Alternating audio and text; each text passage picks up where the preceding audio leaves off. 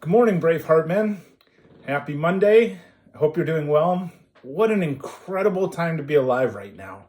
What an opportunity for you to experience life walking in your true identity. It's easy to say true identity as if there's a switch you can flip or a phone booth you can walk into and walk out and step into who you really are. But true identity is really a life of discovery. It's first of all connecting to truth, learning to discern truth, and then practically walking out that truth in the community around you. For me, this has been the greatest impact of the Brave Heart community. The focused attention and walking in freedom of who I've been created to be has a wonderful impact on my life, my relationship with my wife, and my recognition of my role in affecting the world around me. As I talk to you today about a very relevant topic, I want to share my identity first. Maybe I'm approaching this as a disclaimer, but it might also serve as more of a context to my perspective. I am Greg, a smiling leader encourager, a maestro that intentionally sees and hears the music in every moment and passionately pursues harmony and resonance.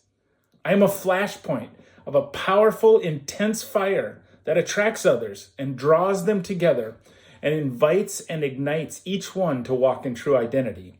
I am a man, a champion of truth. I am a connector of dots.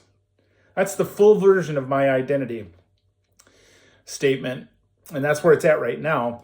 And as I talk today, you may recognize how my thoughts actually are kind of an extension of my identity.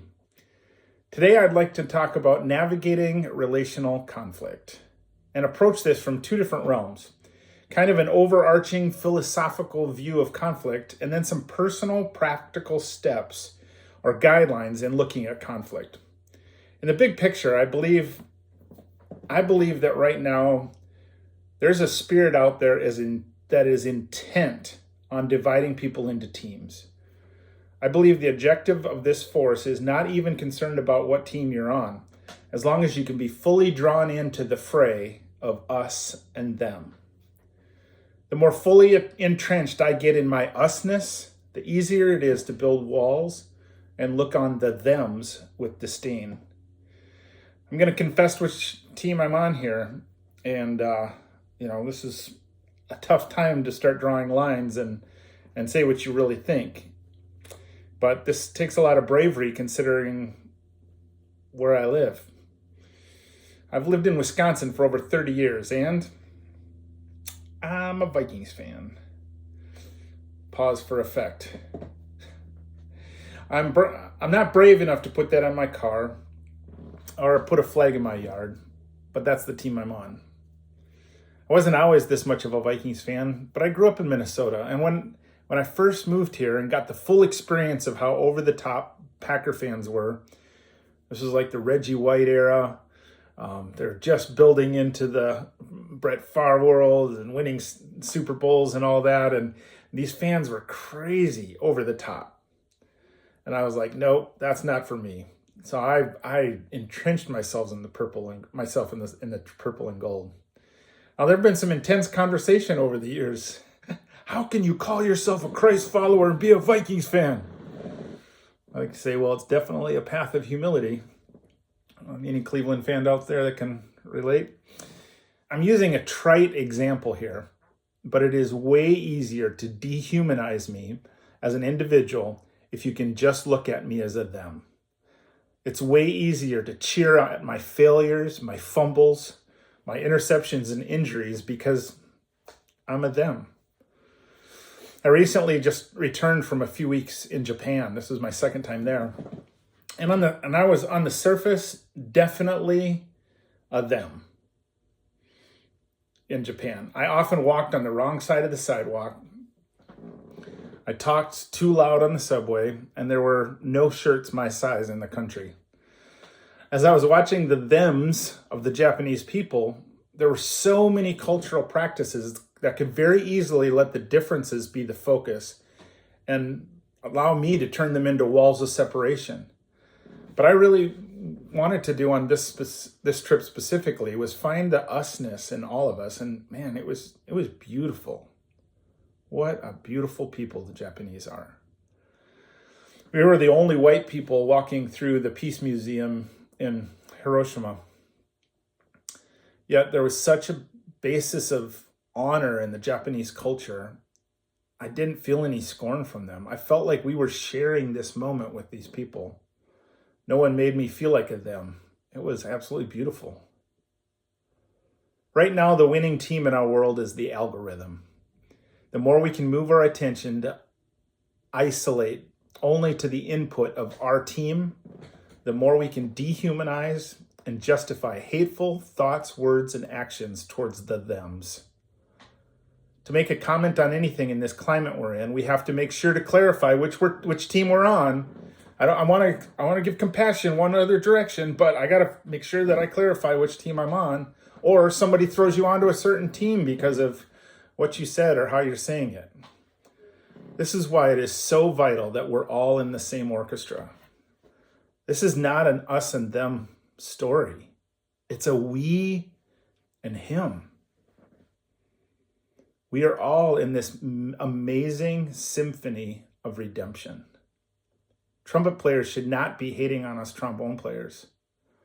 We need to recognize the truth of who we are while encouraging each other by example and invitation to keep our eyes on the maestro, the master, the teacher.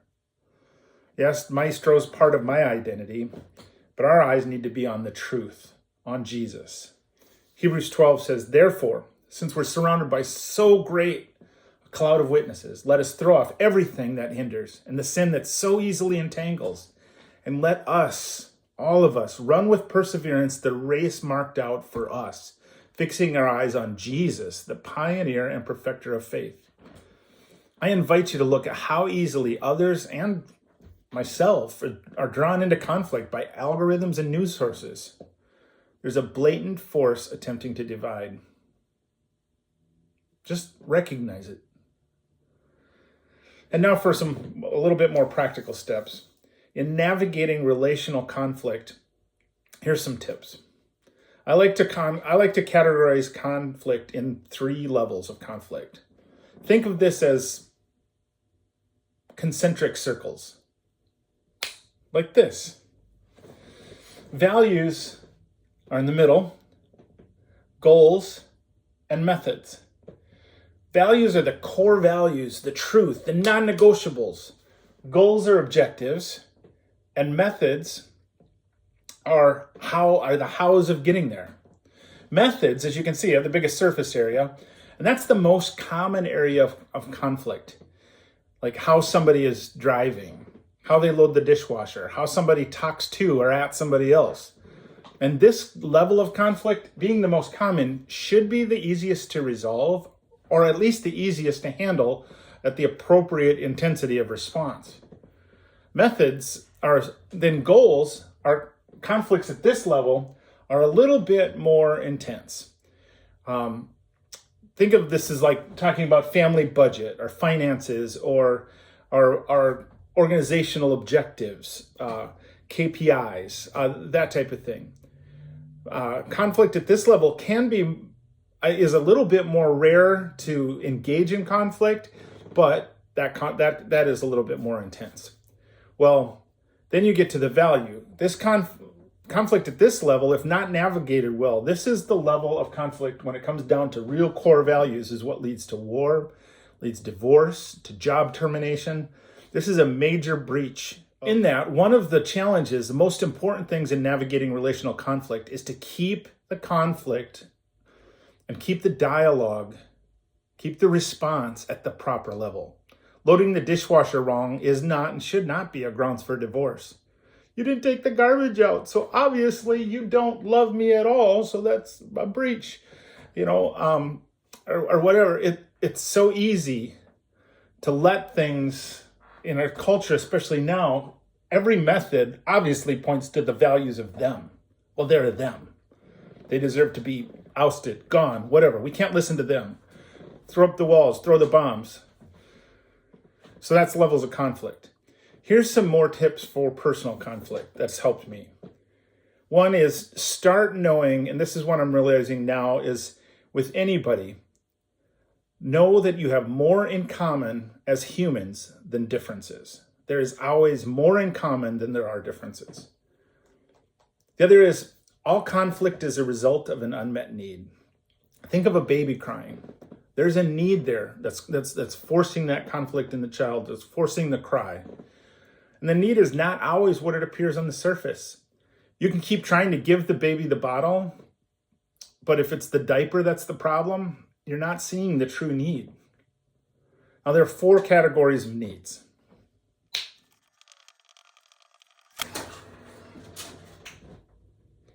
PIES. There's physical, intellectual, emotional, and spiritual. So a physical need, like in the baby sense we were talking about, there's hunger or pain. Or sometimes physical can even be a financial physical. There's poverty, there's not a real financial need. Intellectual is a lack of knowledge. It's like driving an automatic car on the freeway, not realizing you shifted it into manual and you're going 70 miles an hour in first gear. There's the emotional. There's a need that's motivated by grief, anger, sorrow, or fear. Very common. Fear can interweave in all of these categories, of course, but there's fear. And then there's spiritual. Spiritual I categorize as a Christ follower. I know there's a need in every man to have a relationship with their Father, the Creator, that comes through a relationship with Jesus Christ. But for meaning, everybody can connect to having meaning or purpose. Sometimes it's a need of deep discouragement or identity. Put it in those terms. Finding your true identity is a spiritual pursuit. It's not just emotional. Or an intellectual even. It's a spiritual pursuit. A spiritual purpose. It's a spiritual pursuit. But the thing that's interesting about these needs is a need can only be met through the principle of submission.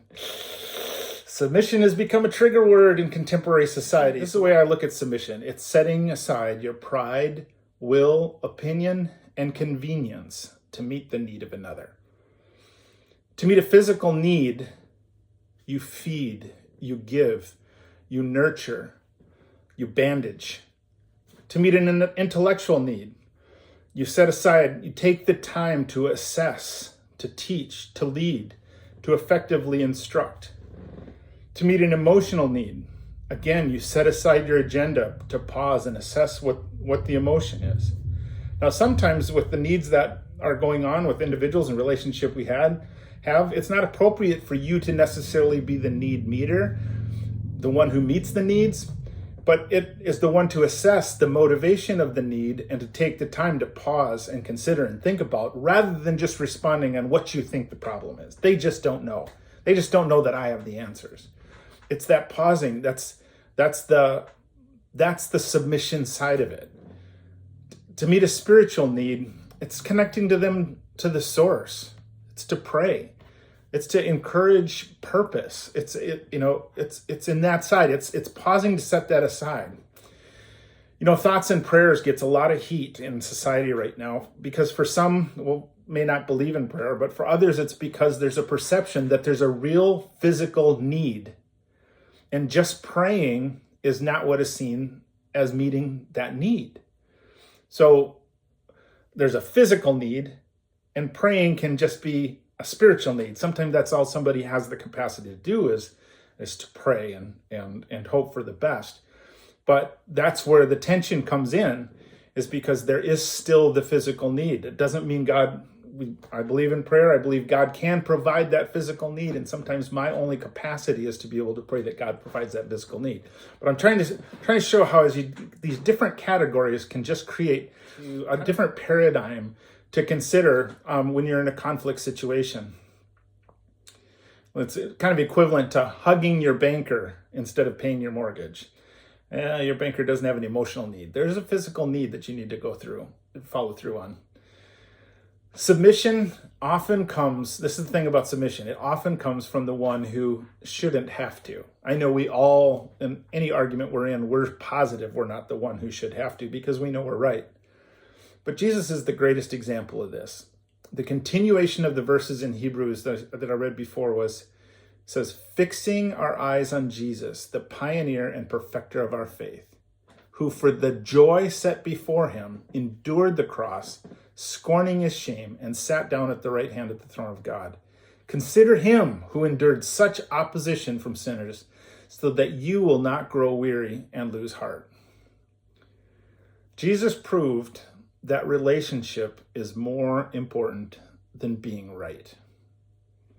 I kind of sense a global earthquake in even making that statement.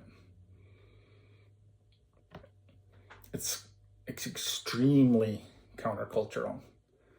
I'm not advocating for saying stay in an abusive situation or danger or anything like that at all. But what I'm saying is Jesus had no obligation to give himself up, except first for the love for his Father and then the love for us. This past week, I've, for some reason, woke up every morning at 5:21, 5 days in a row before my alarm. This morning, I looked up Ephesians 5:21, and it says, submit to one another out of reverence for Christ. There isn't a relationship in your life that doesn't apply to. I say you because that's easier because you're them. I'm a me, but you know what I'm saying. It's me. There's not a relationship I have that doesn't need my submission to meet the need of someone else. This love for our Creator, the one who said, I am the way, the truth, and the life. This is our motivation. I encourage you to read 1 John chapter 2. I've been hung up in that one for a minute. It's affected me. This is our path. The portions of my identity that really motivate me to talk about this are obviously the pursuing harmony and resonance, the resonance of truth and harmony with one another.